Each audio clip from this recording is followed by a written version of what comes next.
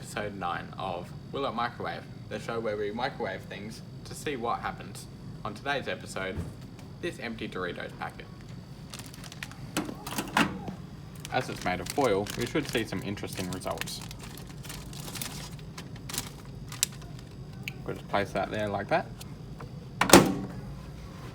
And we'll start it off for a relatively short time of, let's say, 10 seconds.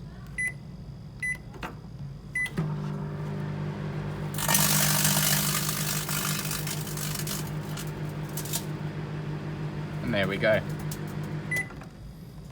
After just a few seconds, we now have our very own, still kind of warm, miniature Doritos packet. Love the smell of burnt Doritos in the morning. But look at that, still got all the writing on it. With a lovely sparks display as well. Thank you for watching this episode, and please be sure to join us in the next one for more excitement.